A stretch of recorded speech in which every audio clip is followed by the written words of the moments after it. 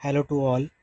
मेरा नाम है परिमल और आज की क्लास में हम पढ़ने जा रहे हैं मेम्ब्रेन फिजियोलॉजी से, जो कि हम पूरा बेसिक से होकर पढ़ेंगे। मतलब हमारा लेवल हम ज़ीरो समझकर हम पढ़ने जा रहे हैं। हर एक चीज़ें हम पढ़ेंगे यहाँ पे, ठीक है। तो मैं वो सारे सब्जेक्ट पढ़ाऊँगा जैसे physio, patho, pharma, medicine, radiology और उससे रिलेटेड सारे सब्जेक्ट हम यहाँ पर वन बाय वन कवर करेंगे, ठीक है। तो आज की क्लास में हम कवर करने जा रहे हैं मेम्ब्रेन फिजियोलॉजी का पहला पार्ट। तो शुरू करते हैं मेम्ब्रेन फिजियोलॉजी। सुने, अभी ध्यान से सुनना, ठीक है। जैसे मान के चले कि ये हमारे पास एक प्रॉपर एक है ये सेल, ये हमारी एक सेल, ठीक है। हम सब लोगों ने पढ़ा है 12th क्लास में, 11th क्लास में, 10th क्लास में, हम सब यही पढ़ते जा रहे हैं। सेल, व्हाट इज सेल, इसके अंदर क्या क्या चीज़ें होती है, वो सारे ऑर्गेनेल्स के बारे में हम सब ने पढ़ा है। क्या क्या होता है हमारे पास होता है माइटोकॉन्ड्रिया। तो ये यहाँ पर मैंने बना दिया माइटोकॉन्ड्रिया। क्या बना दिया? माइटोकॉन्ड्रिया। ये हमारे पास माइटोकॉन्ड्रिया। इसके अलावा और क्या क्या चीज़ें होती है? हमारे पास होती है कुछ ऑर्गेनेल्स लाइक राइबोसोम्स, जो कि क्या बनाती है? प्रोटीन्स को बनाती है। क्या बनाती है? प्रोटीन्स को बनाती है। माइटोकॉन्ड्रिया किस लिए काम में आता है? Mitochondria is helping us for getting energy, ठीक है। तो ये हमें क्या देती है? ये हमें एटीपी देती है। ये हमें एटीपी बना के देती है माइटोकॉन्ड्रिया। और ये जो है, ये है राइबोसोम्स। ये हमारे राइबोसोम्स। अगर यहाँ पर अगर आपको कोई स्पेलिंग मिस्टेक नज़र आए तो थोड़ा सा इग्नोर कर लेना, ये मेरा पहला क्लास है, ठीक है। इसके अलावा और कौन कौन सी ऑर्गेनेल्स होती है हमारे पास? जैसे ये क्या चीज़ है? ये मैंने यहाँ पर बनाया इंडोप्लाज्मिक रेटिकुलम। आपको पता है इंडोप्लाज्मिक रेटिकुलम का काम होता क्या है? वैसे देखा जाए तो इंडोप्लाज्मिक रेटिकुलम हमारे पास दो तरीके से दो टाइप्स के होते हैं। एक होता है सॉफ्ट इंडोप्लाज्मिक रेटिकुलम, जिसको हम बोलते हैं एसईआर, और एक होता है rough endoplasmic reticulum. Rough endoplasmic reticulum. जो रफ इंडोप्लाज्मिक रेटिकुलम को हमने रफ क्यों बोला? क्योंकि ये जो रफ इंडोप्लाज्मिक रेटिकुलम होता है, इसके ऊपर क्या लगे होते हैं? राइबोसोम्स लगे होते हैं। क्या लगे होते हैं इसमें? राइबोसोम्स लगे होते हैं। देखिए, मैंने यहाँ पर कुछ राइबोसोम्स अटैच कर दिया। अगर मैं अगर मैं इंडोप्लाज्मिक रेटिकुलम को राइबोसोम लगा दूं तो ये क्या बन जाएगा हमारा? Rough endoplasmic reticulum. जो कि किस में हेल्प करता है हमें? प्रोटीन सिंथेसिस में, ठीक है। और जो सॉफ्ट इंडोप्लाज्मिक रेटिकुलम है, ये किस में हेल्प करेगा? ये हमारा हेल्प करता है स्टीरॉयड हार्मोन सिंथेसिस में। स्टीरॉयड, हम पूरा बेसिक से जाएंगे, ठीक है। ए टू जेड चीज़ें कवर करने की कोशिश करेंगे। मैं मेरे तरफ से पूरा कोशिश करूंगा, ठीक है। सुनते जाए। तो यहाँ पर हमने क्या बना दिया? Steroid hormone. किसके थ्रू? सॉफ्ट इंडोप्लाज्मिक रेटिकुलम के थ्रू, ठीक है। तो ये हमारे पास है कुछ सेल ऑर्गेनेल्स जो हमारे सेल के अंदर होती है। अब हम जिस स्ट्रक्चर की बात करने जा रहे हैं वो है हमारी सेल मेम्ब्रेन। अब आपने 12th क्लास में पढ़ा होगा सेल मेम्ब्रेन में क्या होता है। Cell membrane has got two leaflets. जैसे मान के चलो ये हमारी सेल मेम्ब्रेन है, ये हमारी सेल मेम्ब्रेन। मैं यहाँ पर थोड़ा सा बनाऊंगा। ये हमारी सेल मेम्ब्रेन। सेल मेम्ब्रेन में कितने लिफलेट्स होते हैं टोटल? दो। एक होती है इनर लिफलेट्स और एक होती है आउटर लिफलेट। जैसे इस डायग्राम में मैंने बनाया, क्या बनाया? यहाँ पर ये है हमारी आउटर लिफलेट और एक है इनर लिफलेट।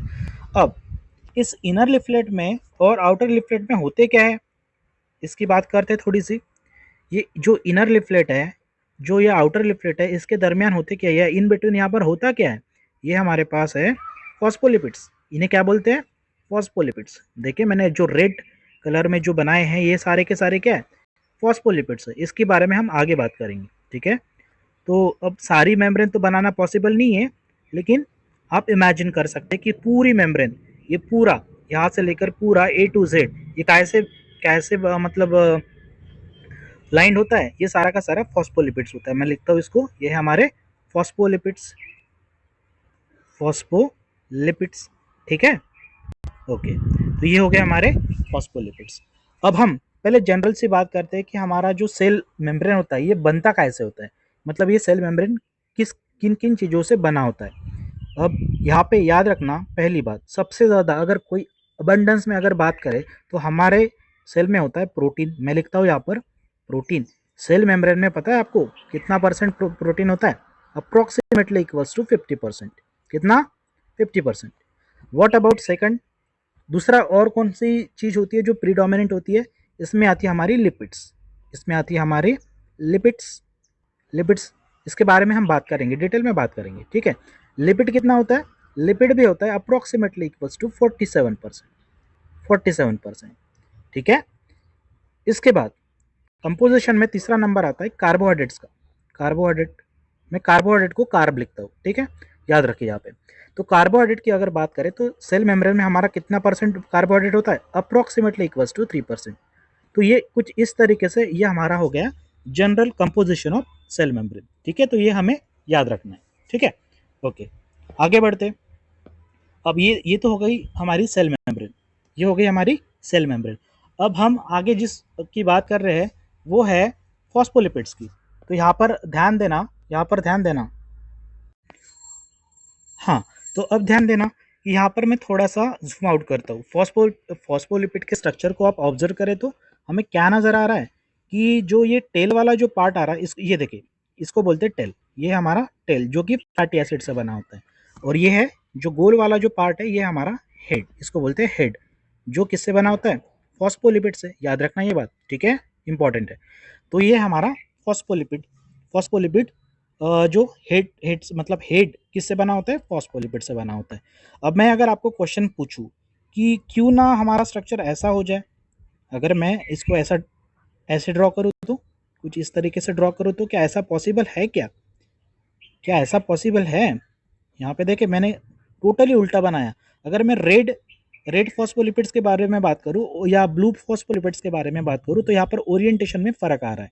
देखे तो यहाँ पे जो ओरिएंटेशन है वो क्या है, सीधा है, ये प्रॉपर है, यही है हमारा प्रॉपर ओरिएंटेशन। बट मैं यहाँ पर आपको क्वेश्चन पूछना चाह रहा हूँ कि क्यों हमारा जो फॉस्फोलिपिड्स है जो कि मेम्ब्रेन में होते हैं, क्यों इसकी अरेंजमेंट कुछ इस प्रकार नहीं होती?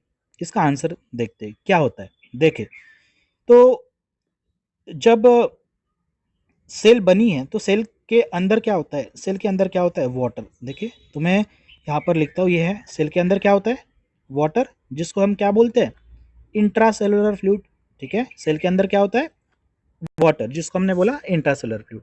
अच्छा, सेल के बाहर क्या होता है, सेल के बाहर भी तो वाटर होता है ना, ठीक है।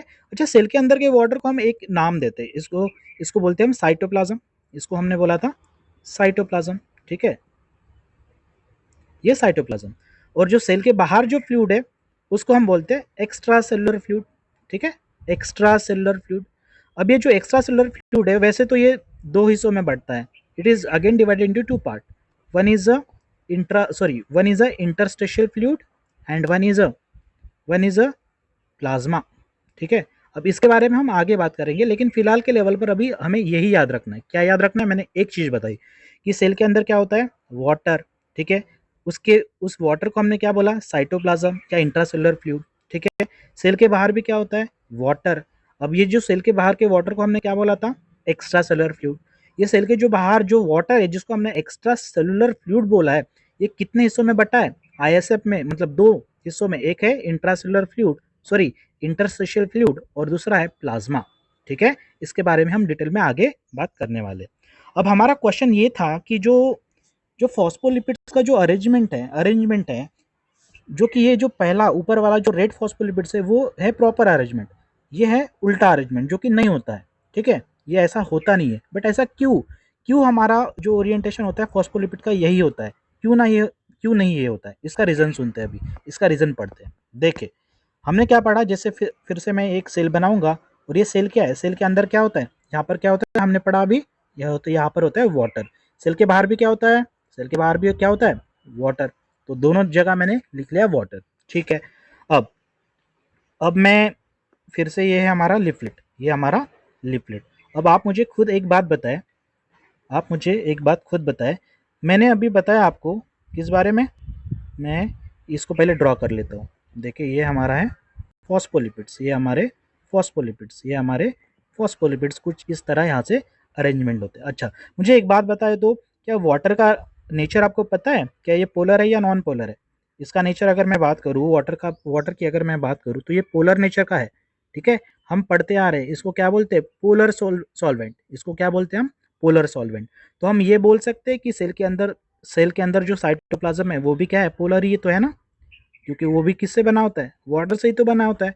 तो वो भी पोलर, और सेल के बाहर वाला जो वाटर है वो भी पोलर। अब मुझे एक बात बताया, मैं आपको एक बात बताना चाहता हूँ कि ये जो याद रखना, यहाँ पर इस डायग्राम पे ध्यान दे, ये हमारा फॉस्फोलिपिड में हमारे पास दो पार्ट है। ये जो गोल वाला जो पार्ट है, ये जो राउंड है, सर्कुलर जो पार्ट है ना, इसको हमने क्या बोला था, हेड पार्ट, ठीक है, या पोलर हेड बोला था, ठीक है, ये है हमारा हेड। और ये जो दो लाइन नजर आ रही है ये हमारी क्या है, ये है tail part, tail part, but किसकी, फॉस्फोलिपिड की। याद रखना जो हेड है ये क्या है, पोलर है, मैं लिख रहा हूँ यहाँ पे हेड है हमारा पोलर, और जो टेल है ये क्या है, नॉन पोलर। नॉन पोलर के लिए मैं लिखता हूँ एन पोलर, ठीक है, समझ आई, ओके। तो यहाँ पर हमने ये सीखा कि जो फॉस्फोलिपिड है ये पूरा मॉलिक्यूल, ये पूरा मॉलिक्यूल इसको बोलते हैं फॉस्फोलिपिड, मैं पीएल लिखता हूँ, ठीक है, फॉस्फोलिपिड को, पूरे मॉलिक्यूल को हमने क्या कहा, फॉस्फोलिपिड। लेकिन फॉस्फोलिपिड्स के कितने पार्ट है, दो पार्ट है, one is a head, one is a head जो कि पोलर है, जो कि पोलर है, और एक है टेल जो कि नॉन पोलर है। अब मुझे एक बात बताएं, आपने हम सब ने ये एक्सपेरिमेंट करा है, मैं फिर से आपको समझाना चाहूंगा। जैसे मान के चले ये मेरे पास है बीकर, ठीक है, ये मेरे पास है बीकर। अब इस बीकर में हमने क्या डाला, यहाँ पर है वाटर, ये हमारा सारा का सारा है वाटर, ये हमारा वाटर। अच्छा, यहाँ पे आपने क्या डालना है, यहाँ पे ऑयल मिला दे, तो यहाँ पर अगर मैं ऑयल मिला दूँ तो क्या होगा, हम सब ने पढ़ा है, क्या पढ़ा है कि जो ऑयल की जो डेंसिटी होती है वो होती है वाटर से कम, और जो वाटर की जो डेंसिटी होती है वो होती है, वाटर की जो डेंसिटी होती है वो होती है ज़्यादा, ठीक है। तो ऑयल क्या करेगा, वाटर के ऊपर क्या करेगा, फ्लोट करेगा। क्या ये डिसॉल्व हो पाएगा, क्या ये ऑयल वाटर में डिसॉल्व हो पाएगा, बिल्कुल भी नहीं। क्यों नहीं हो पाएगा, क्योंकि दोनों का नेचर अलग अलग है, ठीक है, समझ आई बात। तो वाटर, अगर मैं ऑयल की बात करूं तो ऑयल की डेंसिटी मैं लिखता हूं यहाँ पर low density, low density, low density. तो किसकी डेंसिटी कम है, ऑयल की डेंसिटी कम है। लेकिन अगर मैं वाटर की बात करूं, लेकिन अगर मैं वाटर की बात करूं, देखिए मैं यहाँ पर लिखता हूं मोर डेंसिटी, ठीक है, ये हमारा वाटर जिसकी डेंसिटी ज़्यादा है, जिसके चलते हुआ क्या कि यहाँ पर जो ऑयल है वो फ्लोट कर रहा है। अच्छा, मुझे एक बात बताए, क्या ऑयल वाटर के अंदर जा पा रहा है, क्या ऑयल वाटर के अंदर सबमर्ज हो पा रहा है, बिल्कुल भी नहीं। क्या ये प्रोसेस हो रही है, नहीं हो रही है। क्या ये प्रोसेस हो पा रही है, नहीं हो पा रही है। तो यही मुझे समझाना था आपको कि क्या क्या समझाना है। देखिए, ये जो हेड पार्ट है जिसको हमने पोलर बोला, जो पोलर है ये किस में मिसेबल होगा, फिर डेफिनेटली वाटर में। ये देखें ना, ये जो पोलर पार्ट है, ये जो पोलर पार्ट है, जो हमारा पोलर पार्ट है, ये किस में मिसेबल होगा, वाटर में, क्योंकि वाटर का ये है वाटर सोलिएबल पार्ट, वाटर सोलिएबल पार्ट। भाई जिसके साथ दोस्ती बनेगी उसी के साथ तो हाथ मिलाओगे ना। तो यहाँ पर देखो ना, जो हेड है वो पोलर है, तो पोलर हेड है, तो वाटर भी हमारा, वाटर का नेचर भी क्या है, पोलर है। तो डेफिनेटली पोलर चीजें किस में मिलेगी, पोलर चीजों में ही तो मिलेगी, ठीक है। और नॉन पोलर चीजें कहाँ पर मिलेगी, नॉन पोलर चीजों में ही मिलेगी, ठीक है। तो नॉन पोलर चीजें कहाँ पर जाएगी, ये जाएगी हाइड्रोफोबिक पार्ट में, हाइड्रोफोबिक पार्ट। देखिए कंफ्यूज मत होना, इजी है, हाइड्रोफोबिक पार्ट है, ठीक है, समझ आई। एक होता है हाइड्रोफिलिक पार्ट जो कि वाटर लविंग पार्ट होता है, जिसको हम पोलर पार्ट बोलते हैं। ये जो पार्ट है ना, ये है हाइड्रोफिलिक पार्ट, ये हमारा हाइड्रोफिलिक पार्ट, ठीक है, ये हमारा हाइड्रोफिलिक पार्ट जो कि वाटर लविंग है। तो ये कहाँ पर मिसिबल होगा, वाटर में मिसिबल होगा। लेकिन अगर मैं टेल की बात करूँ, यहाँ पर ध्यान दे, अगर मैं टेल की बात करूँ तो क्या ये टेल पोलर है क्या, नहीं, डेफिनेटली नहीं, ये है नॉन पोलर। और जब ये नॉन पोलर होगा तो क्या ये पोलर पार्ट में मिसिबल होगा, क्या नहीं होगा। वाटर का नेचर क्या है, पोलर है, तो क्या ये नॉन पोलर पार्ट वाटर में मिसिबल होगा क्या, बिल्कुल भी नहीं। तो हम बोल सकते हैं कि ये है water insoluble part, water insoluble, INSOLUBLE। समझ आई बात, ठीक है। तो अब इस डायग्राम पे आए। अब मुझे एक बात बताए, सेल के अंदर क्या होता, वाटर था, सेल के बाहर भी क्या था, वाटर था। अब आप मुझे एक बात खुद बताना, देखिए ये था हमारा पोलर हेड, पोलर हेड किसके तरफ जाएगा, वाटर के तरफ ही तो जाएगा ना, क्योंकि दोनों का नेचर क्या है, सेम है। यहाँ पे जो वाटर है वो भी पोलर है, और ये जो पोलर हेड है ये भी पोलर है, तो ये एक दूसरे के साथ क्या करेंगे, एक दूसरे की तरफ ओरिएंट करेंगे, ठीक है। अगर मैं आउटर लिफलेट में जो पोलर हेड है इसकी बात करूँ तो सेल के बाहर क्या है, वाटर है, सेल के बाहर क्या है, वाटर है। वाटर का नेचर क्या है, पोलर है, वाटर का नेचर क्या है, पोलर है। पोलर हेड का नेचर क्या है, पोलर है, तो डेफिनेटली वो किसके तरफ ओरिएंट करेगा, वाटर की तरफ ओरिएंट करेगा। समझ आई बात आपको, ठीक है। यहाँ पे मेरे पास टेल पार्ट भी तो है, ये देखिए टेल पार्ट। और टेल पार्ट के बारे में हमने क्या पढ़ा था, क्या क्या मैंने बताया अभी, कि जो टेल पार्ट होता है वो हाइड्रोफोबिक पार्ट होता है। और जब भी ये हाइड्रोफोबिक होगा तो ये क्या करेगा, वाटर से दूर जाना चाहेगा। तो वाटर डेफिनेटली दूर जाने के लिए मैं क्या करूंगा, इस फॉस्फोलिपिड को कुछ इस तरीके से ओरिएंट करूंगा ताकि मेरा जो ये जो पार्ट है जिसको मैंने टेल बोला, ये वाटर से दूर जा रहा है। देखो तो वाटर यहाँ पे है, वाटर यहाँ पे है। देखो ये जो पोलर पार्ट है वाटर से दूर है, ठीक है। ये हमारा far from water, far from water, समझ आई बात। और जो ये पोलर हेड है, ये देखे, ये हमारा पोलर हेड जो किसके तरफ जा रहा है, वाटर की तरफ जा रहा है। ये पोलर हेड है, ये किसके तरफ जा रहा है, वाटर की तरफ जा रहा है। समझ आई बात, ठीक है। अच्छा अच्छा, क्या होता कि अगर हमारा जो पोलर हेड रहता है, जैसे मान के चलो मैंने फिर से ये सेल मेम्ब्रेन बना दी, ठीक है, ये हमारी है सेल मेम्ब्रेन, ये हमारी है सेल मेम्ब्रेन। क्या होता कि अगर ये कुछ इस तरीके से होता, तो जैसे मान के चलो ये हमारी है फॉस्फोलिपिड्स, तो हमने मान के चला था क्या कि यहाँ पर सेल के अंदर क्या था, वाटर, सेल के बाहर क्या था, वाटर। अब आप खुद बताएं मुझे, वाटर का नेचर क्या है, पोलर है। वाटर का नेचर क्या है, पोलर है। अच्छा, फॉस्फोलिपिड में जो हेड है इसका नेचर क्या है, पोलर है। फॉस्फोलिपिड का नेचर क्या है, पोलर है। अच्छा, व्हाट अबाउट टेल, टेल का नेचर क्या है, ये टेल है, इसका नेचर क्या है, ये है नॉन पोलर। अच्छा, मुझे एक बात बताएं, क्या नॉन पोलर पोलर पार्ट में मिसिबल होगा, हो सकता है क्या, बिल्कुल भी नहीं। और इसीलिए ये अरेंजमेंट पॉसिबल नहीं है।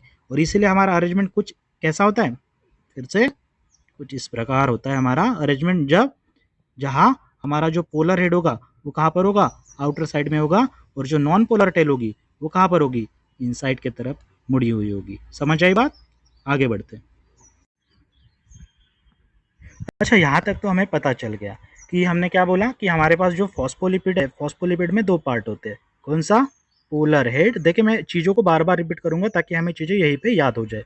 ये हमारा पोलर हेड, ये हमारा पोलर हेड, और ये क्या चीज़ है, ये हमारी non polar tail, non polar tail. सही है। तो हम बोल सकते हैं कि phospholipid has got both parts means polar head as well as non polar tail. तो हम इसको क्या बोल सकते हैं, amphipathic molecule, amphipathic amphipathic molecule क्या बोल सकते हैं क्या, डेफिनेटली बोल सकते हैं, क्योंकि उसके पास पोलर भी पार्ट है खुद का और नॉन पोलर भी पार्ट है। इसलिए हमने जो जो फॉस्फोलिपिड है उसको हमने क्या बोल दिया, एम्फीपैथिक मॉलिक्यूल। अच्छा, मुझे एक बात बताएं, क्यों हमें ये पोलर हेड में जो पोलर हेड हम बोलते जा रहे हैं, बट क्यों जो हेड है वो पोलर क्यों है, इसका क्या रीज़न हो सकता है। अच्छा, मैं आपको एक एग्जाम्पल से समझाना चाहूँगा। जैसे मैं एक यहाँ पर एसिड का एग्जाम्पल लेता हूँ, आप पहचाने तो ये कौन सा एसिड है, H3PO4। कौन सा एसिड होगा, ये है हमारा फॉस्फोरिक एसिड, ठीक है। अच्छा, इस एसिड को तोड़े तो एसिड का मतलब क्या होता है, एसिड मतलब वो एंटिटी जो क्या क्या दे, हमें प्रोटॉन दे। जो प्रोटॉन डोनर होती है उसको हम क्या बोलते हैं, एसिड। और जो प्रोटॉन एक्सेप्टर होती है उनको क्या बोलते हैं, हम बेस बोलते हैं, ठीक है। मैंने कहा ना, मैं हर एक चीज आपको एक्सप्लेन करूंगा, हर एक चीज माइनर माइनर, हम पूरा जीरो लेवल से जाएंगे, ठीक है। तो अच्छा, इस एसिड को तोड़े तो क्या बनेगा, इस एसिड को अगर मैं तोड़ता हूं तो हमारा कुछ स्ट्रक्चर ऐसा बनेगा क्या, H2PO4। लेकिन भले यहाँ पर एक बात याद रखना है, यहाँ पे एक बात हमें याद रखना है क्या, कि जब भी मैं यहाँ से एक हाइड्रोजन को निकालता हूँ तो यहाँ पे एक निगेटिव चार्ज आ जाएगा, इसमें एक निगेटिव चार्ज आएगा, और मैंने क्या निकाला है यहाँ पे, एक प्रोटॉन निकाला है। देखे, अगर मैं यहाँ इस मॉलिक्यूल को देखे तो इस मॉलिक्यूल को ऑब्जर्व करें, क्या ये न्यूट्रल मॉलिक्यूल है, हाँ ये तो न्यूट्रल मॉलिक्यूल है। तो मेरा जो फाइनल स्ट्रक्चर होगा वो भी तो न्यूट्रल बनना चाहिए। तो देखिए यहाँ पे एक निगेटिव चार्ज है, यहाँ पे पॉजिटिव चार्ज है, तभी जाके तो ये दोनों के दोनों क्या जाएगा, क्या हो जाएगा, न्यूट्रल हो जाएगा ना। मेरी बात समझ आई आपको। तो हमें किसी भी तरह स्ट्रक्चर को न्यूट्रल रखना है, समझ आई बात। अच्छा, इसको फिर से तोड़े तो इसको फिर से एक बार तोड़ने का मतलब मैंने क्या किया, यहाँ से एक हाइड्रोजन को फिर से निकाल दिया, निकाले H2PO4 माइनस है, मैंने यहाँ से और निकाल दिया, क्या बनेगा स्ट्रक्चर हमारा, HPO4। लेकिन इस समय हमें कितना निगेटिव चार्ज लगाना पड़ेगा, -2, क्योंकि हमने कितना हाइड्रोजन निकाला, 2 हाइड्रोजन निकाला। तो देखें यहाँ पे -2 आ गया, और ये यहाँ पे एक प्रोटॉन हमें मिल गया, ठीक है। अच्छा, यहाँ से फिर से और एक निकाले तो यहाँ से फिर से एक हाइड्रोजन निकाले तो क्या बनेगा हमारा, PO4 -3 प्लस हमें एक क्या मिल जाएगा, प्रोटॉन मिल जाएगा। आपको बात समझ आई, यही है क्या है, इसको क्या बोलते हैं हम, PO4 माइनस, सॉरी मैं इसको थोड़ा सा मिटा दूं, ये स्ट्रक्चर को हमने क्या बोला, ये है हमारा PO4 माइनस, ये है हमारा PO4 माइनस 3, और यही हम इसको बोलते हैं हम फॉस्फेट, ये हमारा फॉस्फेट, फॉस्फेट। अच्छा, फॉस्फेट के पास क्या चार्ज है, नेगेटिव चार्ज है, देखो तो -3 चार्ज है ना। याद रखना, ये जो हमारा पोलर हेड था ना, ये जो पोलर हेड था, ये जो हम पोलर पोलर इसको बोल रहे थे, ये क्या चीज है, ये वही चीज है, ये फॉस्फेट है ना, ये फॉस्फेट इधर होता है, ये जो फॉस्फेट मॉलिक्यूल है ये पोलर हेड किससे बना होता है, PO4 माइनस 3, और इसीलिए ये जो पोलर हेड इसके पास क्या चार्ज होगा, नेगेटिव चार्ज होगा। समझ आई बात, समझ आई बात। अच्छा, अब इसकी बात करते हैं, ये है हमारी टेल। अब टेल को हमने क्या बोला था, टेल को हमने बोला था नॉन पोलर पार्ट। अब इसको नॉन पोलर पार्ट क्यों बोलते भला, इसको नॉन पोलर पार्ट क्यों बोलते, आपने ऑर्गेनिक केमिस्ट्री में पढ़ा, देखो मैं हम हर एक चीज को शुरू से करेंगे। देखे, ये है हमारा carbon carbon carbon, hydrogen hydrogen, यहाँ पर भी हाइड्रोजन। तो क्योंकि कार्बन की वैलेंसी होती है 4, कार्बन के पास खुद के आउटर मोस्ट शेल में 4 इलेक्ट्रॉन्स होते हैं, ठीक है, तो वैलेंसी होती है 4। अब कार्बन की जो वैलेंसी होती है 4, इसका मतलब क्या है, इसका मतलब यह है कि कार्बन मैक्सिमम कितना बॉन्ड बना सकता है, 4 बॉन्ड बना सकता है, ठीक है। याद रखना, हमेशा हमेशा याद रखना, ऑर्गेनिक केमिस्ट्री में ये देखिए, ये स्ट्रक्चर ये किसका, वैसे ये देखा जाए तो ये स्ट्रक्चर है किसका, देखिए कितना कार्बन है, 1 2 3, ठीक है। तो क्या मैं बोल सकता हूँ ये प्रोपेन है, ठीक है। ये स्ट्रक्चर किसका है, ऑर्गेनिक केमिस्ट्री में पढ़ा जाए तो ये स्ट्रक्चर किसका होता है, प्रोपेन का स्ट्रक्चर होता है, ठीक है।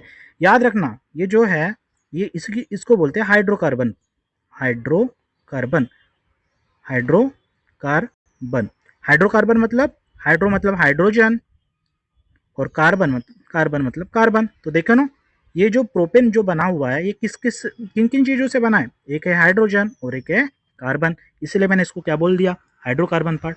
अब एक बात याद रखना, ये जो हाइड्रोकार्बन वाला जो पार्ट होता है ना, ये सारा का सारा नॉन पोलर पार्ट होता है। क्या होता है ये, नॉन पोलर पार्ट, ये क्या होता है, नॉन पोलर पार्ट। और एक चीज याद रखना है हमें, क्या, ये क्या था हमारा पोलर हेड, ये क्या था हमारा नॉन पोलर टेल। ये नॉन पोलर जो टेल है ये किससे बनी होती है, ये बनी होती है हाइड्रोकार्बन, हाइड्रोकार्बन से बनी होती है, और इसीलिए ये पार्ट कैसा होगा हमारे लिए, नॉन पोलर, नॉन पोलर। समझ आई बात। अब बात समझ आई आपको कि ये जो हेड है ये कैसा है, इसका नेचर क्या है, इसका नेचर है पोलर, और ये जो टेल है इसका नेचर क्या है, नॉन पोलर, और इसीलिए हमने इस मॉलिक्यूल को क्या बोल दिया था, एम्फीपैथिक मॉलिक्यूल। समझ आई, ठीक है। अच्छा, मुझे सेल मेम्ब्रेन का नेचर बताए तो आप बता सकते हो मुझे कि सेल मेम्ब्रेन का नेचर क्या होता है, पोलर है या नॉन पोलर है, याद रखना। चलो पढ़ते हैं आगे। जो हमारी सेल मेम्ब्रेन होती है वो पोलर होती है, नॉन पोलर होती है। देखिए ये हमारा अरेंजमेंट है किसका, ये हमारा फॉस्फोलिपिड, कुछ इस तरीके से अरेंजमेंट होता है ना, ये हमारा फॉस्फोलिपिड का अरेंजमेंट, ठीक है। अच्छा, ये है हमारा सेल मेम्ब्रेन का छोटा सा हिस्सा। अब मुझे एक बात बताइए, जो सेल मेम्ब्रेन है ये पोलर है या नॉन पोलर है, मैं लिख देता हूँ यहाँ पे। जो सेल मेम्ब्रेन होती है, जो सेल मेम्ब्रेन होती है वो हमारी क्या होती है, नॉन पोलर। मैं बताता हूँ कैसे। जो हमारी सेल मेम्ब्रेन होती है वो क्या होती है, नॉन पोलर। नॉन पोलर के लिए मैं लिखता हूँ NP। समझ आई बात, ठीक है। तो अभी मैं हर एक चीज़ का रीज़न भी बताते चलूँगा आपको का कि सेल मेम्ब्रेन को हमने नॉन पोलर क्यों बोला। मैं एक एग्जांपल से आपको समझाना चाहूँगा। ये सबसे पहले बात करते हैं कि ये पोलर और नॉन पोलर चीज़ें होती क्या है। मैं एक एग्जांपल से समझाना चाहता हूँ। देखिए, जैसे मान के चले कि यहाँ पर एक कोई बंदा खड़ा है, ये है हमारा एक बंदा, इसके हाथ में क्या है, रस्सी है, ठीक है, इसके हाथ में क्या है, रस्सी है। और यहाँ पे एक बड़ा सा दूसरा बंदा खड़ा है, इसके इसके पास भी क्या है, रस्सी का दूसरा एंड है। अच्छा, अगर मैंने यहाँ पे दोनों को बोल दिया कि जितना पावर लगाना है लगा सकते हो, लगा लो, ठीक है। ये बंदा क्या करेगा, मान के चलते हैं कि ये जो बड़ा बंदा है ये 50 न्यूटन का फोर्स लगा रहा है। इमेजिन करते हैं, जस्ट इमेजिनेशन, 50 न्यूटन का यहाँ पर ये फोर्स लगा रहा है। तो मैं इसको इस डायरेक्शन में दिखाता हूँ, ठीक है। अच्छा, ये जो छोटा बंदा है ये कितना फोर्स लगा रहा है, इमेजिन करते हैं कि ये 25 न्यूटन का फोर्स लगा रहा है। चलो ठीक है, इसका फोर्स इस डायरेक्शन में, इसका फोर्स इस डायरेक्शन में। समझ आई बात। अच्छा, तो यहाँ पर नेट पोलैरिटी कहाँ पर जनरेट हो रही है, देखे तो अगर मैं नेट फोर्स की अगर बात करूँ, अगर मैं नेट फोर्स की बात करूँ तो ये कुछ इस डायरेक्शन में होगा या नहीं होगा, डेफिनेटली होगा ना, क्योंकि जो स्ट्रांग बंदा होगा डेफिनेटली रोप किसकी तरफ जाएगी, स्ट्रांग बंदे की तरफ। तो हमारा जो नेट फोर्स है किसकी तरफ जाएगा, जैसे मान के चलिए ये बंदा A है, ये बंदा B है, तो हमारा जो नेट फोर्स का डायरेक्शन है वो कहाँ से कहाँ पर जा रहा है, ए से लेकर ए से बी की तरफ जा रहा है। तो जो पोलैरिटी जो बन रही है वो ए से बी की तरफ बन रही है। ठीक है, समझ आई बात। तो यहाँ पर क्या बन रही है, पोलैरिटी। पोलैरिटी इमेजिन करते हैं कि ये जो बी बंदा है इसको हम पॉजिटिव मानते हैं और जो ए बंदा है इसको निगेटिव मानते हैं, तो क्या हम बोल सकते हैं कि यहाँ पर एक पोलैरिटी जनरेट हो रही है? हाँ, यहाँ पर एक पोलैरिटी बन रही है। बन रही है ना? हाँ, डेफिनेटली बन रही है। चलो, अब इससे हमें क्या लेना देना? अब ठीक इसी तरीके से यहाँ पे भी देखें तो, अच्छा मैं और एक एग्जांपल आपको समझाना चाहूँगा। जैसे मान के चलो कि ये दूसरा बंदा है, ठीक है, ये है दूसरा बंदा जिसके पास फिर से एक बार रोप है, और ये है दूसरा बंदा जिसके पास भी रोप है। अब मानते कि ये 25 न्यूटन का फोर्स लगा रहा है और ये भी बंदा 25 न्यूटन का फोर्स लगा रहा है। मुझे एक बात बताए, ये भी कुछ 25 से खींच रहा है, ये भी 25 से खींच रहा है। मुझे एक बात बताए, क्या यहाँ पर पोलैरिटी जनरेट हो सकती है क्या? बिल्कुल नहीं। क्या हो सकती है? नहीं, क्योंकि force become equals to zero हो जाएगा ना भाई। देखो ना, दोनों तरफ दोनों का फोर्स इक्वल है, तो ना ये खींच पाएगा उसको ना ये खींच पाएगा। मतलब ये जो ए बंदा है और जो ये बी बंदा है, ए इज इक्वल्स टू बी, तो कोई भी किसी को खींच नहीं सकता। मतलब हम बोल सकते हैं कि जो पोलैरिटी होगी यहाँ पे होगी क्या? नहीं होगी। मतलब हम जैसे पहले एग्जांपल में हमने क्या किया था, बी बंदे को पॉजिटिव माना था, ए बंदे को निगेटिव माना था, उस तरीके से क्या हम यहाँ पर कर सकते हैं? बिल्कुल नहीं। तो क्या यहाँ पर पोलैरिटी जनरेट होगी? नहीं होगी। यहाँ पर मैं लिखता हूँ नो पोलैरिटी, नो पोलैरिटी। इसका साफ साफ साफ मतलब ये है कि अगर पोलैरिटी को जनरेट करना है तो दोनों पोल अपोजिट होना चाहिए। मतलब कोई कमजोर तो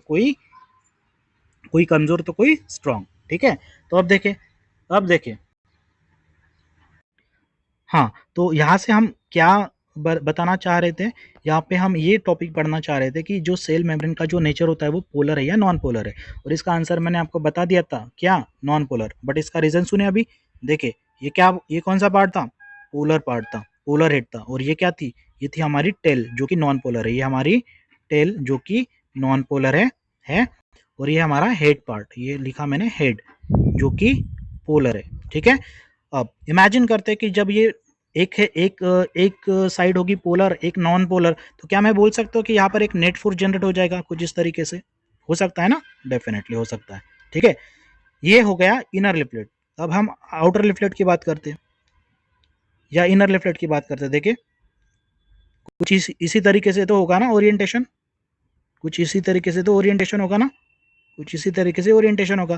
तो यहाँ पर जो फोर्स जो जनरेट हो रहा है ये अपवर्ड डायरेक्शन में जनरेट हो रहा है, नॉन पोलर हेड की तरफ जनरेट हो रहा है। अच्छा, इधर देखे तो नीचे वाले जो लिफलेट है, यहाँ पर देखे इस लिफलेट में जो पोलर हेड है वो अपोजिट डायरेक्शन में, तो ये जो फोर्स जनरेट हो रहा है ये कौन से डायरेक्शन में जनरेट होगा?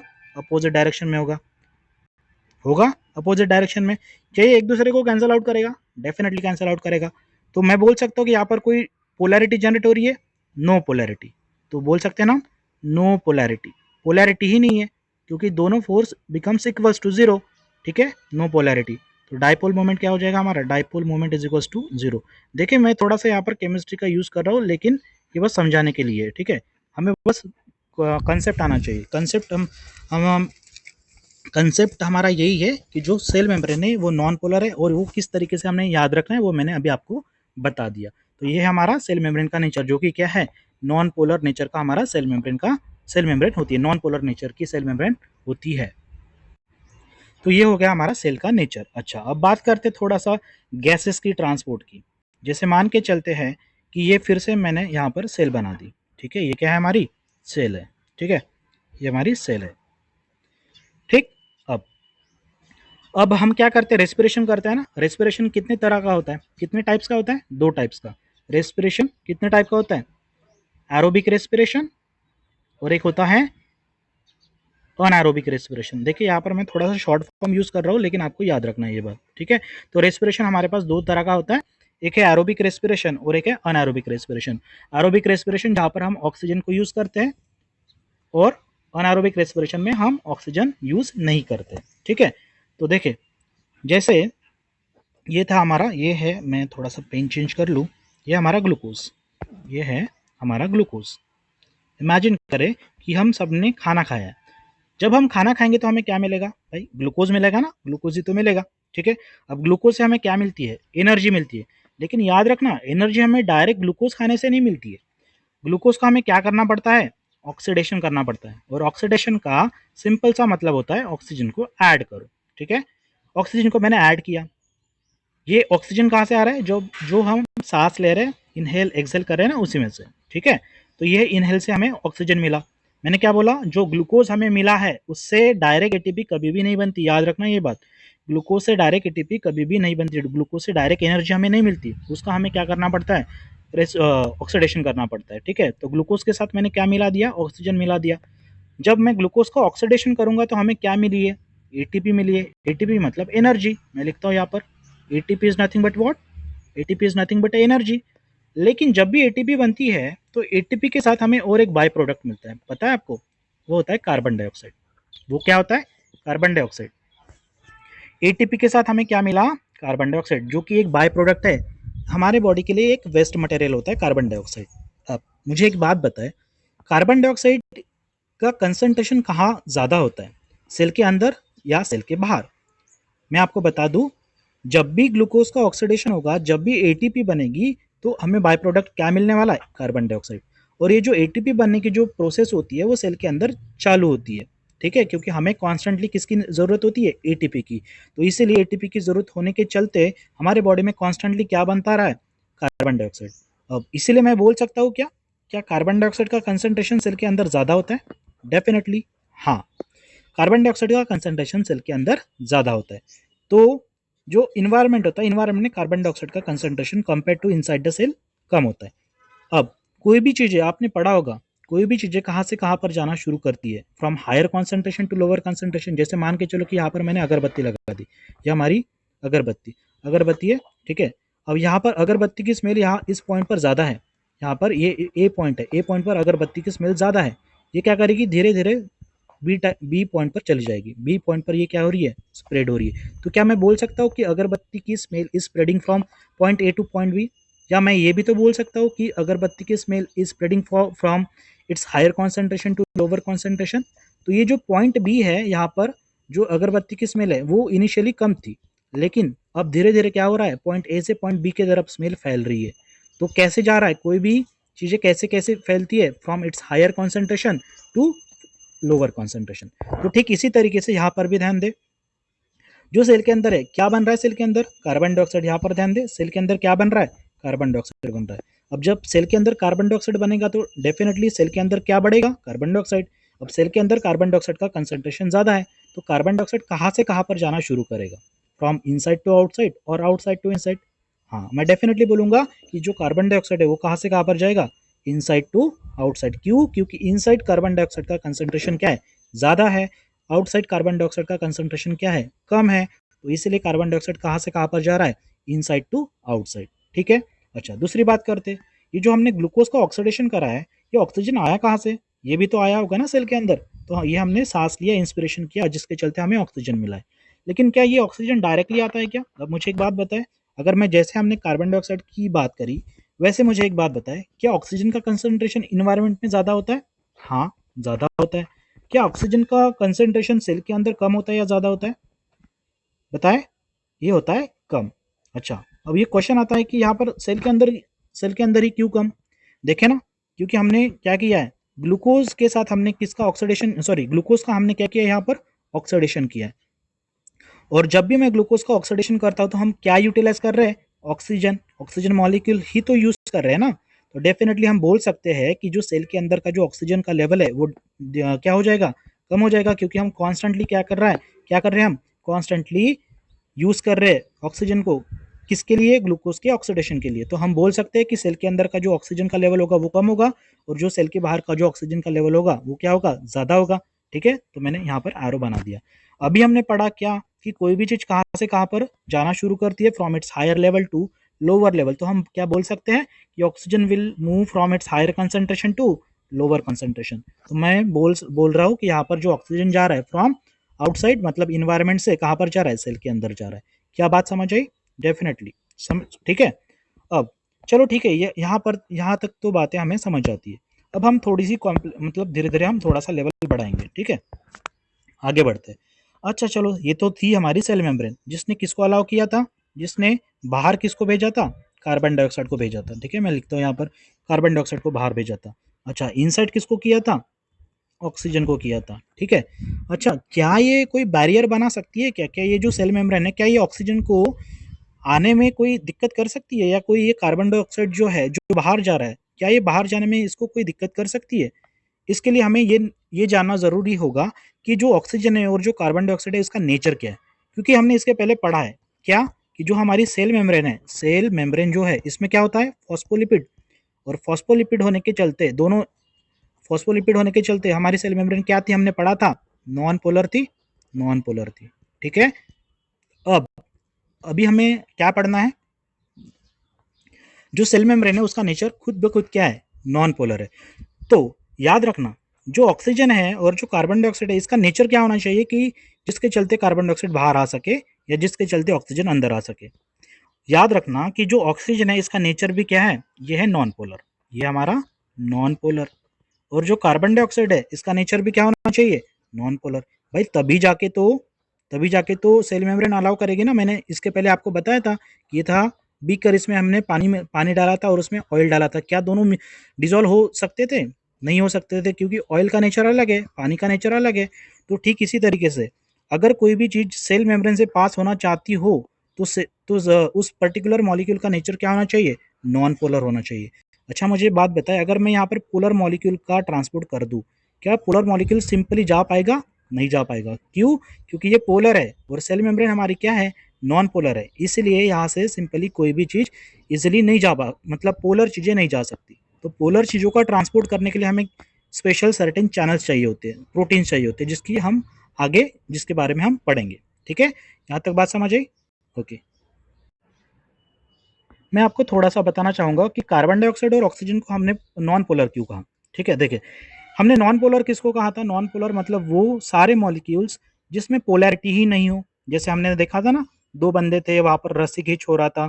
जो बंदा स्ट्रॉन्ग होगा वो खींचा चलाएगा, वो खींचेगा, ठीक है? ठीक इसी तरीके से अगर मैं O2 का स्ट्रक्चर बनाऊँ तो O2 का स्ट्रक्चर कुछ इस तरीके से बनेगा। देखिए, ये है ऑक्सीजन, ये हमारा ऑक्सीजन, और ऑक्सीजन के पास खुद के क्या होते हैं? लोन पेयर्स होते हैं। अब उस लोन पेयर्स की बात मैं यहाँ पर नहीं करूँगा, ठीक है?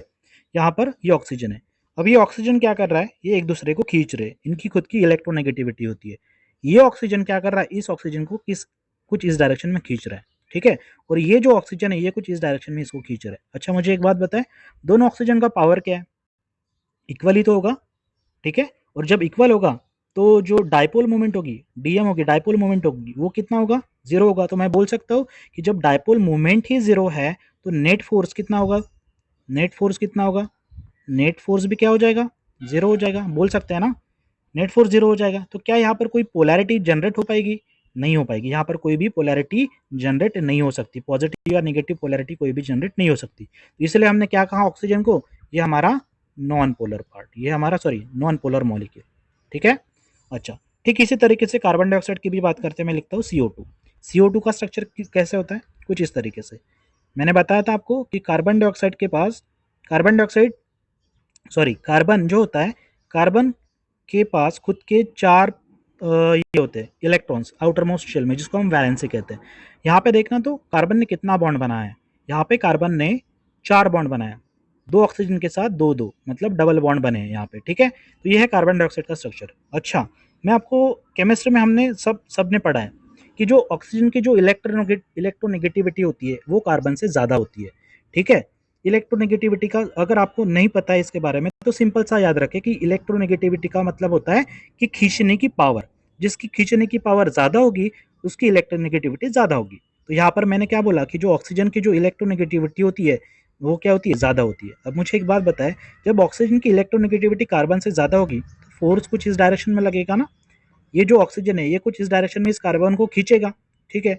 अच्छा, कुछ अपोजिट डायरेक्शन में भी तो फोर्स लगने वाला है, कुछ कुछ इस डायरेक्शन में भी तो फोर्स लगेगा। ये भी तो ऑक्सीजन खींचेगा ना इस कार्बन को। अच्छा, मुझे दोनों फोर्स की मैग्नीट्यूड क्या सेम हो सकता है? डेफिनेटली सेम ही तो होगा। दोनों क्या है? ऑक्सीजन ही है। तो दोनों की जो स्ट्रेंथ होगी वो क्या होगी? सेम होगी। अच्छा, क्या जब यहाँ पर स्ट्रेंथ सेम होगी तो क्या यहाँ पर पोलैरिटी जनरेट होगी क्या? नहीं होगी, बिल्कुल नहीं होगी। जब पोलैरिटी ही नहीं है तो डायपोल मोमेंट हमारा क्या हो जाएगा? Dipole moment is equals to 0। Net force क्या हो जाएगा? नेट फोर्स क्या हो जाएगा? 0। तो क्या यहाँ पर पोलैरिटी जनरेट होगी क्या? नहीं। और इसीलिए हमने कार्बन डाइऑक्साइड को क्या बोला? Non polar. ये भी क्या है हमारा नॉन पोलर। समझ आई बातें? तो ये हो गया non polar nature of carbon dioxide. And non polar nature होने के चलते ये क्या कर सकता है, सेल मेम्ब्रेन से, देखिए ये सेल मेम्ब्रेन, रिपीट कर रहा हूं मैं, ये हमारी सेल मेम्ब्रेन, इसका नेचर क्या है, नॉन पोलर। जो कार्बन डाइऑक्साइड जो बाहर जा रहा है इसका नेचर क्या है, नॉन पोलर, और इसीलिए कार्बन डाइऑक्साइड जा सकता है बाहर। अच्छा, ऑक्सीजन का नेचर क्या था, नॉन पोलर। सेल मेम्ब्रेन का नेचर क्या है, नॉन पोलर। तो क्या ऑक्सीजन इनसाइड जा सकता है, डेफिनेटली जा सकता है। अच्छा, अगर मैं सोडियम की बात करूं तो सोडियम के पास चार्ज होता है पॉजिटिव। क्या पोलर है या नॉन पोलर है, ये है पोलर मॉलिक्यूल। क्या अंदर जा सकता है सिंपली, नहीं जा सकता, इसको चैनल्स की जरूरत पड़ती है, तो ये सिंपली नहीं जा सकता। यहां तक बात ही समझ आई, ठीक है।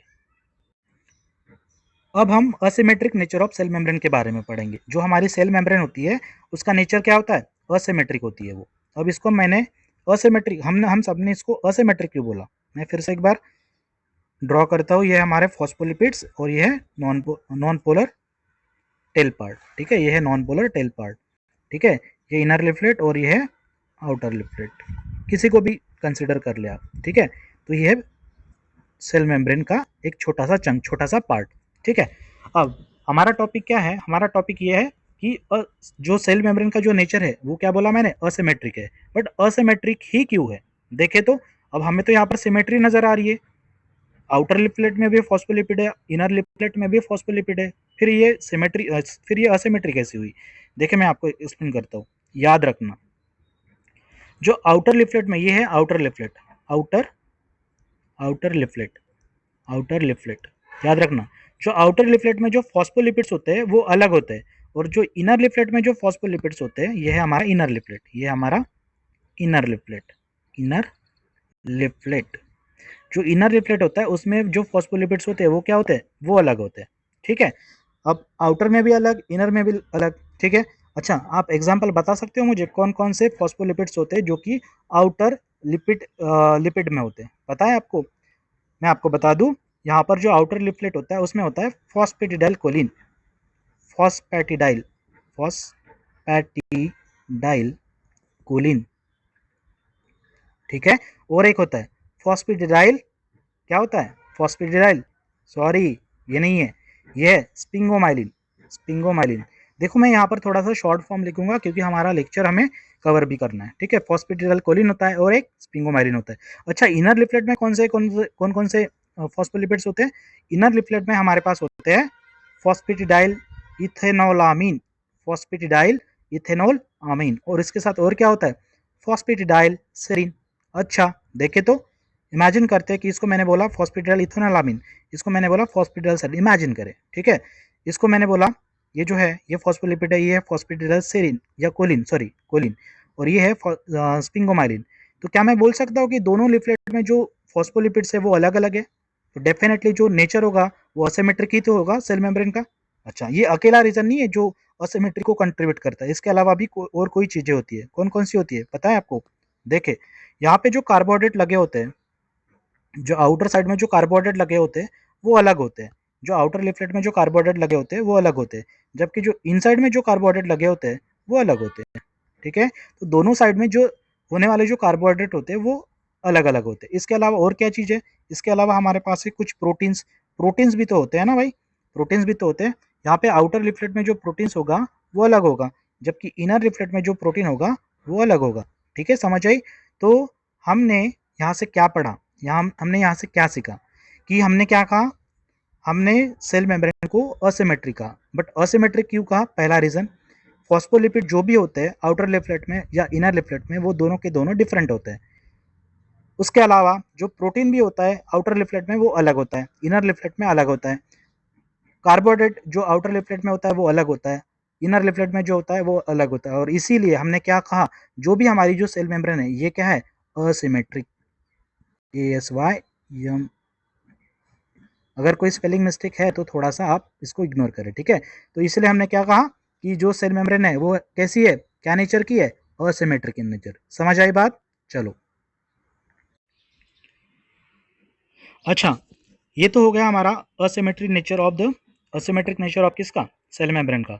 सेल मेम्ब्रेन में और क्या चीज़ें होती है, सेल मेम्ब्रेन में मैं अभी आपको बताता हूँ। ये था हमारा पोलर पार्ट, देखो चीज़ें चीज़ें बार बार रिपीट होंगी। ये है हमारा पोलर हेड, ये है नॉन पोलर टेल, ये है पोलर हेड और ये है नॉन पोलर टेल, ये है पोलर हेड और ये है नॉन पोलर टेल, ये पोलर हेड और ये है नॉन पोलर टेल। समझ आई बात? ठीक है, तो ये तो हो गया हमारा सेल मेम्ब्रेन। इसके अलावा और क्या चीज़ होती है? इसके अलावा और एक पार्ट होता है जिसको हम बोलते हैं कोलेस्ट्रॉल। इमेजिन करें कि जो कोलेस्ट्रॉल होता है वो होता है इन बिटवीन, किसके भी इन बिटवीन? फॉस्फोलिपिड्स के। ये देखिए, ये कोलेस्ट्रॉल है, ये कोलेस्ट्रॉल है, ठीक है। लेकिन अगर आपको पता हो तो मैं आपको बता दूं कि जो कोलेस्ट्रॉल होता है, जो कोलेस्ट्रॉल होता है, ये भी, इसके पास भी दो पार्ट होता है। ये भी एक एम्फीपैथी की मॉलिक्यूल है, मतलब इसके पास पोलर पार्ट भी है, नॉन पोलर पार्ट भी है। इमेजिन करें कि यहाँ पर जो मैंने ये जो येलो कलर से जो बनाया है, ये हाइड्रोक्सिल ग्रुप है, ये है हाइड्रोक्सिल ग्रुप, ये है हाइड्रोक्सिल ग्रुप। जो येलो कलर से जो मैंने बनाया है, ये क्या है? Hydroxyl group.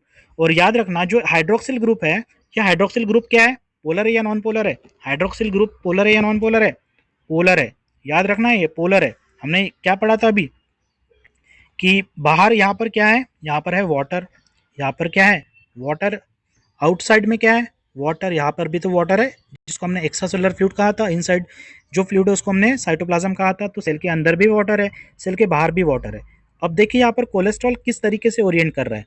कोलेस्ट्रॉल का जो नॉन पोलर पार्ट है, ये जो ब्लू रिंग है ना, ये है नॉन पोलर पार्ट, ये है non polar part of cholesterol, non polar part, part of cholesterol.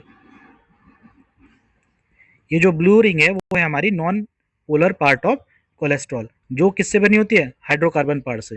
Hydrocarbon ही है, ठीक है, हाइड्रोकार्बन पार्ट से। कार्बन और हाइड्रोजन की रिंग्स होती है यहाँ पे, ठीक है। तो ये नॉन पोलर पार्ट है, इसीलिए ये कहाँ पर है? देखो, नॉन पोलर का मतलब, नॉन पोलर का मतलब क्या होता है? नॉन पोलर का मतलब है हाइड्रोफोबिक पार्ट, हाइड्रोफोबिक पार्ट।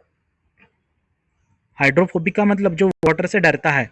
तो देखे ना, सेल के अंदर भी वाटर है, सेल के बाहर भी तो वाटर है। तो इसीलिए जो ब्लू रिंग है, जो जो कि नॉन पोलर पार्ट है, जो कि हाइड्रोफोबिक पार्ट है, इसलिए ये सेल के, सॉरी, ये ओरिएंट कैसे कर रहा है? ये ओरिएंट कुछ इस तरीके से कर रहा है कि ये वाटर से अवे चला जाए। और ये जो पोलर पार्ट है, ये कहाँ पर आ रहा है?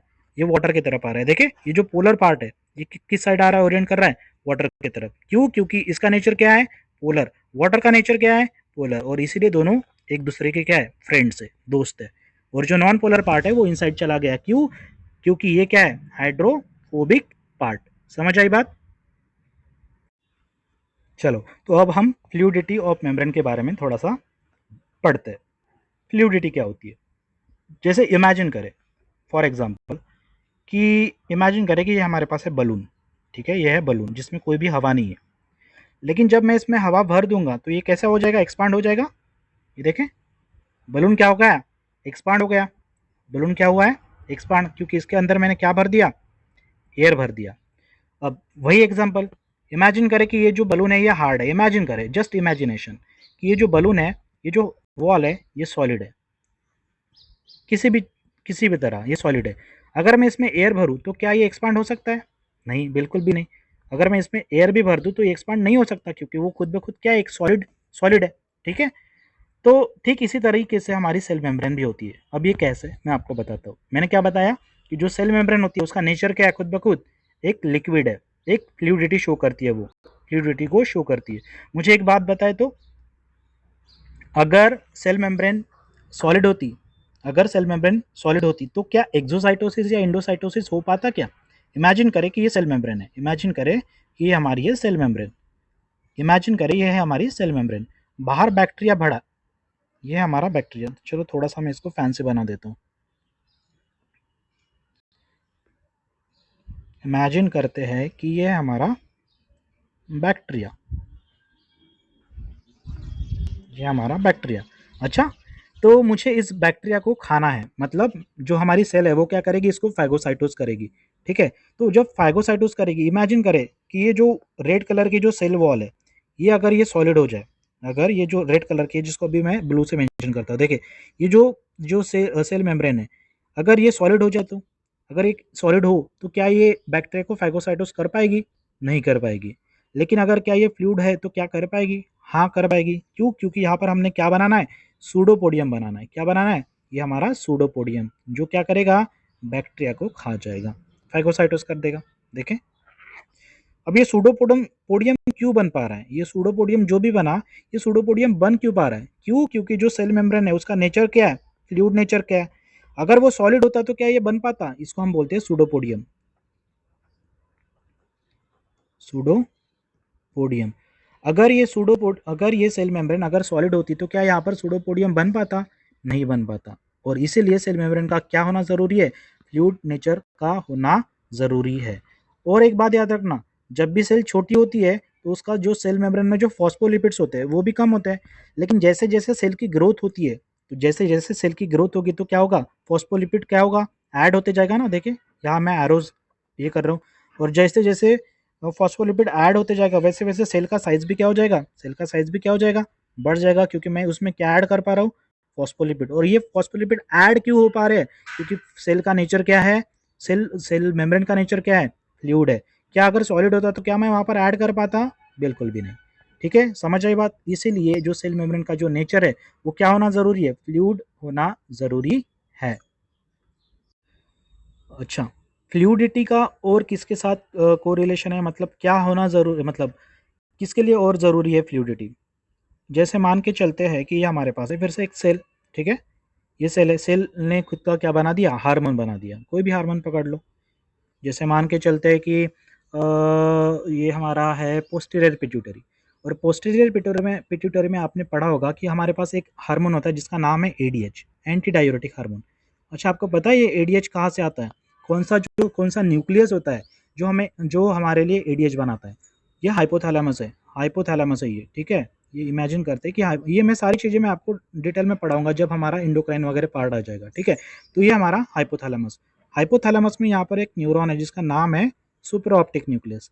ये जो न्यूरॉन है इसका नाम क्या है? सुप्रा ऑप्टिक न्यूक्लियस सन। ये यहाँ पर क्या बना रहा है? यहाँ पर क्या बना रहा है? ADH, anti diuretic hormone. और यही एंटी डायरेटिक हार्मोन क्या हो रहा है? रिलीज हो रहा है यहाँ से, एडीएच रिलीज हो रहा है। समझ आई बात? तो ये हम आगे डिटेल में पढ़ेंगे, लेकिन फिलहाल के लिए अभी हमने क्या याद रखना है? जो ये सेल है या जो जो भी ये न्यूरॉन है जहाँ पर ये स्टोर हो रहा है एडीएच, तो ये न्यूरॉन ने क्या रिलीज करना है? एडीएच को रिलीज करना है। अब जब ये एडीएच रिलीज होगा तो ये कुछ इस तरीके से, ये जो वेसिकल इसको बोलते हैं हम वेसिकल, ये वेसिकल क्या करेगा? ये टूवर्ड्स आएगा सेल मेम्ब्रेन, और इस सेल मेम्ब्रेन में आने के बाद एक टाइम ऐसा आएगा कि ये वेसिकल क्या कर देगा? यहाँ से फ्यूज हो जाएगा, और ये स्ट्रक्चर हमें कुछ इस तरीके से नजर आएगा। देखे तो ये कुछ इस तरीके से नजर आएगा। ये वेसिकल को मैंने यहाँ पे फ्यूज कर दिया, और जब ये फ्यूज होगा तो डेफिनेटली यहाँ से क्या बाहर आ जाएगा? एडीएच आएगा। अच्छा, मुझे एक बात बताए, अगर ये सेल मेम्ब्रेन अगर सॉलिड होती तो क्या एडीएच बाहर आ पाता, या क्या कोई हार्मोन बाहर आ पाता? बिल्कुल भी नहीं आ पाता। तो इसीलिए हमारा जो सेल मेम्ब्रेन का जो नेचर है वो फ्लूइड होना क्या है? जरूरी है। तो अब तक हमने क्या क्या पढ़ा? जो इंडोसाइटोसिस होता है, या जो फैगोसाइटोसिस होता है, या जो एक्सोसाइटोसिस होता है। एक्सोसाइटोसिस मतलब रिलीज ऑफ हार्मोन्स, यहाँ पर हार्मोन्स की बात हो रही है। एक्सोसाइटोसिस हो रहा है, इनका होने के लिए क्या होना जरूरी है? फ्लूइड होना, नेचर मेम्ब्रेन का फ्लूइड होना जरूरी है। ये बात हमें याद रखनी है। चलो, अभी तक तो हमने जो फॉस्फोलिपिड्स की बात करी थी कि हमारे सेल मेम्ब्रेन में फॉस्फोलिपिड्स होते हैं जिसके पास पोलर हेड होता है और नॉन पोलर टेल होता है। अब हम जिसकी बात करते हैं, मतलब फॉस्फोलिपिड्स की ही बात कर रहे हैं, लेकिन मैं यहाँ पर बता दूं आपको कि जो फॉस्फोलिपिड्स होते हैं उसमें दो तरह के फॉस्फोलिपिड्स होते हैं। एक है फॉस्फोलिपिड जिसको हम बोलते हैं सैचुरेटेड फॉस्फोलिपिड, सैचुरेटेड, और दूसरा होता है अनसैचुरेटेड, अनसैचुरेटेड।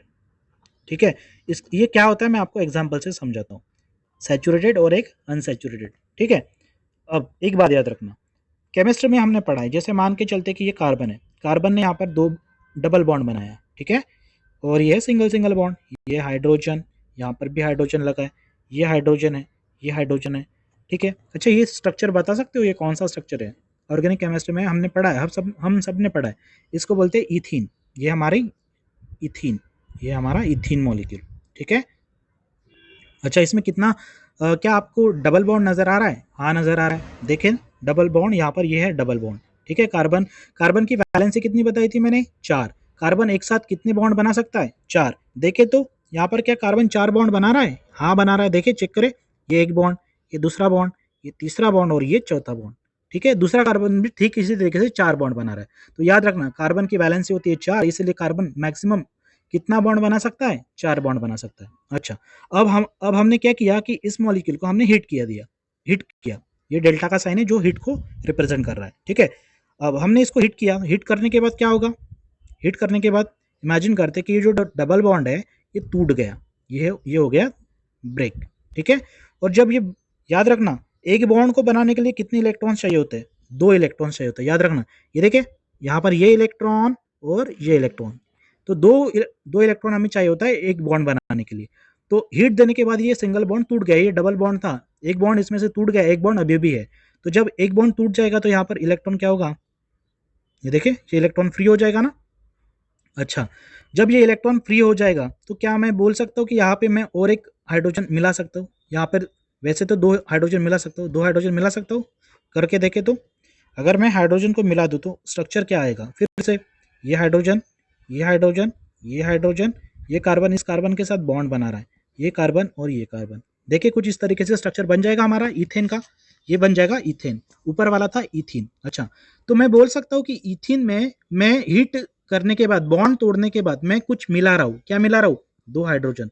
2 हाइड्रोजन ऐड हो पा रहे हैं? हाँ हो पा रहे हैं। तो क्या मैं बोल सकता हूँ कि 2 hydrogen can be added in ethene molecule?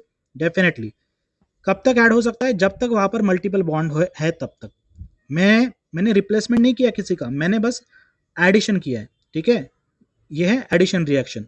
तो मैंने क्या किया? 2 हाइड्रोजन को ऐड किया, और जब मैं 2 हाइड्रोजन को ऐड करूंगा तो हमारा स्ट्रक्चर क्या बन जाएगा? इथेन का बन जाएगा। अब यहाँ पर इथेन में देखे तो इथेन में एक कार्बन ने कितने बॉन्ड बनाए? देखे यहाँ पर इथेन में एक कार्बन ने 1 2 3 4 बॉन्ड बनाए हैं। इसका मतलब है कार्बन की जो मैक्सिमम वैलेंसी है वो फुलफिल हो चुकी है।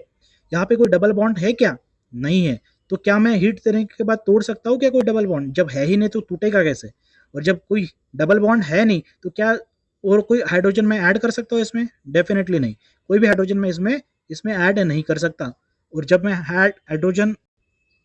मैं कोई भी हाइड्रोजन को ऐड नहीं कर सकता तो मैं ऐसे कंपाउंड को क्या बोलता हूँ? सैचुरेटेड। याद रखना, ऐसे कंपाउंड जहां पर मैं हाइड्रोजन को फर्दर ऐड नहीं कर सकता, ऐसे कंपाउंड को मैं क्या बोलूंगा? सैचुरेटेड। लेकिन जो इथिन मॉलिक्यूल था हमारे लिए, ये क्या था? Unsaturated compound. ये था हमारे लिए अनसैचुरेटेड कंपाउंड। स्पेलिंग मिस्टेक को इग्नोर करना, ठीक है। ये अनसैचुरेटेड। और अनसैचुरेटेड क्यों कहा? क्योंकि मैंने क्या किया? हीट देने के बाद 2 हाइड्रोजन को मिलाया, तो इसलिए मैं बोल सकता हूँ कि इथिन में मैंने हाइड्रोजन को मिला सकता हूँ। लेकिन इथेन में मैं कोई भी हाइड्रोजन को मिला नहीं सकता क्योंकि वैलेंसी कंप्लीट हो चुकी है। समझ आई बात? तो याद रखना, क्या याद रखना? मैं सिंपल सा और एक रिपीट कर रहा हूँ, जो भी चीजें जिसमें हम कुछ चीजें ऐड कर पा रहे हैं तो वो होगा अनसैचुरेटेड, जिसमें हम कुछ भी चीजें ऐड नहीं कर पा रहे वो है सैचुरेटेड। और एक एग्जांपल देता हूँ, जैसे मान के चलो ये मेरे पास है ग्लास ऑफ वाटर, इसमें है 1 लीटर ऑफ वाटर। इमेजिन करें कि यहाँ पर मैंने 1 kg शुगर डाल दी, बस इमेजिनेशन करना है, ठीक है। ये कोई मतलब ये नहीं है जस्ट मैं समझाने के लिए बोल रहा हूँ। तो यहाँ पर मैंने क्या डाल दिया? 1 kg शुगर डाल दिया। अब मुझे एक बात बताए, कुछ टाइम आएगा उसके बाद क्या हो जाएगा? ये शुगर क्या हो जाएगी? उसमें डिजोल्व हो जाएगी। तो 1 लीटर वाटर में कितनी शुगर डिजोल्व हो चुकी है? 1 kg शुगर डिजोल्व हो चुकी है, ठीक है। तो ये बन गया, ये हमारा कौन सा सोल्यूशन बन गया? ये हमारा है saturated solution. Saturated solution, saturated. और ये कौन सा था? पहला वाला कौन सा था? ये था अनसैचुरेटेड। अब मैंने इसको अनसैचुरेटेड क्यों कहा? क्योंकि मैं इसमें क्या शुगर मिला पा रहा था क्या? डेफिनेटली 1 kg शुगर में शुगर मैंने ऐड करी थी ना, तो इसलिए मैंने इसको क्या कहा? अनसैचुरेटेड। अब ये सैचुरेटेड हो गया, मतलब 1 लीटर में मैंने 1 kg शुगर जब डिसॉल्व कर दूंगा तो वाटर की जो मैक्सिमम कैपेसिटी है वो फुलफिल हो चुकी है। 1 लीटर वाटर 1 kg शुगर को ही डिसॉल्व कर पा रहा है। अगर मैं और 1 kg यहाँ पे डालूँ तो क्या वो डिसॉल्व हो पाएगा? डेफिनेटली नहीं हो पाएगा। और जब नहीं हो पाएगा इसलिए मैंने इसको क्या कह दिया? Saturated solution. ये है अनसैचुरेटेड सॉल्यूशन। समझ आई बात? तो ये एग्जांपल से मेरे को आपको समझाना था। अब हम ये सैचुरेटेड और अनसैचुरेटेड की बात हमने क्यों करी? देखिए, मैं अभी तक हमने पढ़ा था फॉस्फोलिपिड्स के बारे में। अब ये देखिए, ये है हमारा फॉस्फोलिपिड, ये हमारा फॉस्फोलिपिड, ये हमारा फॉस्फोलिपिड है, ठीक है। ये हमारे फॉस्फोलिपिड, ये फॉस्फोलिपिड, ठीक है। अब ये ऐसा क्यों बनाया मैंने, मैं आपको समझाता हूँ। देखिए, ये फॉस्फोलिपिड्स है, यहाँ पर मैंने किसी किसी में किंक बनाया है। देखिए ये किंक है, ये लंगड़े जैसा बनाया है। देखिए ये हैंडीकैप जैसे बना है, इसको हैंडीकैप जैसे लंगड़े जैसे कर दिया, ठीक है। लेकिन ये जो दूसरा मॉलिक्यूल है, इसके जो 2 पैर है, जो टेल है वो स्ट्रेट है, लेकिन इसमें क्या है? इसमें ये किंग स्ट्रक्चर। याद रखना, ये जो किंग स्ट्रक्चर है ये है हमारा अनसैचुरेटेड अनसैचुरेटेड क्या? अनसैचुरेटेड फॉस्फोलिपिड, और ये जो स्ट्रेट है वो है हमारा सैचुरेटेड फॉस्फोलिपिड, सैचुरेटेड फॉस्फोलिपिड। अब इसका मतलब क्या है? इसका मतलब ये है कि जो अनसैचुरेटेड होगा उसमें क्या होगा भाई? इसमें होगा मल्टीपल बॉन्ड। हमने पढ़ा है अभी, मल्टीपल बॉन्ड। मल्टीपल मतलब चाहे डबल भी हो चाहे ट्रिपल भी हो, तो इसमें कुछ ऐसा भी पार्ट है जहां पर हमारे पास डबल बॉन्ड भी है और ट्रिपल बॉन्ड भी है। और सैचुरेटेड फैटी एसिड का मतलब जिसके पास कोई भी डबल बॉन्ड ना हो, जो सिंगल बॉन्ड है, जिसमें सारे के सारे कौन से बॉन्ड है? सिंगल बॉन्ड है। समझ आई बात? ठीक है। अब यहाँ से एक बात मुझे आपको याद करवानी है, एक बात याद रखना, बस एक ये याद करने का तरीका है। जो मैंने ये जो किंक वाला जो स्ट्रक्चर बनाया है, इसको मैंने ये भी कहा था, लंगड़ा कहा था, हैंडीकैप कहा था ना। तो जितना हमारे सेल मेम्ब्रेन में अनसैचुरेटेड फॉस्फोलिपिड होगा, उतना हमारी सेल मेम्ब्रेन स्टेबल होगी या अनस्टेबल होगी? बता सकते हो आप? याद रखना। कैसे याद रखना? जैसे मान के चले कि यहाँ पर दो पर्सन खड़े, ये नॉर्मल पर्सन है और ये है हैंडीकैप पर्सन जिसका एक पैर नहीं है। मुझे एक बात बताए, दोनों खड़े हैं, कौन सा पर्सन बैलेंस कर पाएगा? डेफिनेटली जिसके दोनों पैर अच्छे, और जो हैंडीकैप है वो बैलेंस नहीं कर पाएगा। तो ये हमारा अनसैचुरेटेड फॉस्फोलिपिड और ये हमारा सैचुरेटेड फॉस्फोलिपिड। तो याद रखना, जितना ज़्यादा सेल मेम्ब्रेन में सैचुरेटेड फॉस्फोलिपिड होगा, उतना हमारी सेल मेम्ब्रेन क्या होगी? स्टेबल होगी। क्या होगी? स्टेबल होगी। लेकिन उसका उल्टा कर दे, जितना हमारे मेम्ब्रेन में अनसैचुरेटेड फैटी एसिड होगा, उतना हमारी सेल मेम्ब्रेन क्या होगी? अनस्टेबल होगी। अनस्टेबल मतलब, अनस्टेबल का सिंपल सा मतलब है फ्लूइडिटी के साथ। फ्लूइडिटी मैं लिखता हूँ, फ्लूइडिटी बढ़ जाएगी। जब भी आप अनसैचुरेटेड फैटी एसिड को बढ़ाते हो तो फ्लूइडिटी सेल मेम्ब्रेन की बढ़ जाती है। ठीक है। और जब भी सैचुरेटेड फैटी एसिड बढ़ जाता है तब मेम्ब्रेन की स्टेबिलिटी बढ़ जाती है, स्टेबल बन जाती है। और जब अनसैचुरेटेड हो तो तब फ्लूइडिटी बढ़ जाती है। याद रखना ये बात, ये इंपॉर्टेंट कंसेप्ट है। ठीक है। तो आज के लिए बस इतना ही। नेक्स्ट हम देखेंगे, नेक्स्ट पार्ट देखेंगे हम नेक्स्ट वीडियो में। Thank you.